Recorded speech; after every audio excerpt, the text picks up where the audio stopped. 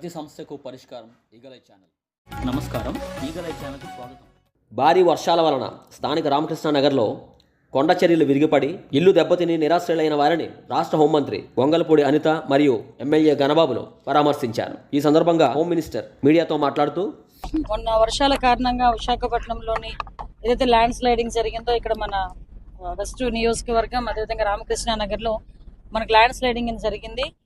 విషయం ఏంటంటే అదృష్టవశాత్తు ఎవరు కూడా ప్రాణహాని లేకుండా ముందే మనం అందరం కూడా రిలైజ్ అవ్వటం, ఆ ల్యాండ్ స్లైడ్ జరుగుతున్నప్పుడు కూడా ఎమ్మెల్యే గారు కూడా దగ్గర ఉండటం, ఇమీడియట్ గా అధికార యంత్రాంగాన్ని అంతటినీ కూడా అలర్ట్ చేసి అధికార యంత్రాంగం మొత్తం అంతా వచ్చి అక్కడ ఏదైతే హౌసెస్ ఉన్నాయో హౌసెస్ లో ఉన్న వాళ్ళందరినీ, అంటే ఒక రో 10 హౌసెస్, ఆ పైన ఇంకొక 10 హౌసెస్, మొత్తం ఒక 20 హౌసెస్ అక్కడ ఇమీడియట్ గా మనకి ఎఫెక్ట్ అవుతాయేమో అని భయపడి ముందు ఇమీడియట్ గా వాళ్ళందరినీ తీసుకొచ్చి ఇక్కడ రీహాబిలిటేషన్ సెంటర్ లో మన మొత్తం అందరూ కూడా మన అధికార యంత్రాంగం అదేవిధంగా ఎమ్మెల్యే గారు అందరూ కూడా ఇక్కడ పెట్టడం జరిగింది.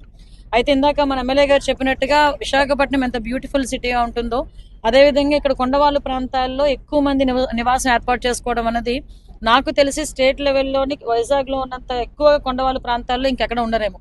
అటు ఆరులోవా ఏరియా అటువైపు చూసుకున్నా, ఇటు గోపాలపట్నం ఏరియా చూసుకున్నా, మనకు అటువైపు గాజువాక్ లో కొంత ఏరియా చూసుకున్నా, ఇలాంటి ఏరియాస్ లో చాలా మంది కొండవాళ్ళు ప్రాంతాల్లోని నివసించి అక్కడ కూడా నివసించిన వాళ్ళందరూ కూడా ఏంటంటే పేదరికంలో ఉన్న వాళ్ళు, రోజువారీ కూలీ చేసుకుని ఆ కూలీ డబ్బులతో వచ్చిన డబ్బులతోని పైసా కూడబెట్టుకుని ఆ ఇల్లులు కూడా కన్స్ట్రక్ట్ చేసుకునే పరిస్థితి, కొంతమందికి గవర్నమెంట్ దగ్గర నుంచి కూడా కొంత మేరకు సహాయ సహకారాలు అంది ఇల్లులు కూడా కట్టుకోవడం జరిగింది. ఈ రోజు నేను ఇక్కడికి వచ్చిన తర్వాత వాళ్ళందరూ పరిస్థితి ఎలా ఉందంటే, వాళ్ళ ఇంట్లోకి వెళ్ళాలా, మళ్ళా వెళ్ళగలమా, ఇంట్లోకి వెళ్ళి మేము అందులో జీవనం కొనసాగించగలమా అని ఒక భ్రమలోని నిజంగా ఒక దయనీయమైన పరిస్థితిలో వాళ్ళందరూ కూడా ఉండటం నిజంగా చాలా బాధ అనిపించింది. వాళ్ళందరికీ కూడా కంపల్సరీగా ఒక శాశ్వత పరిష్కారం అనేది ఇవ్వాలి.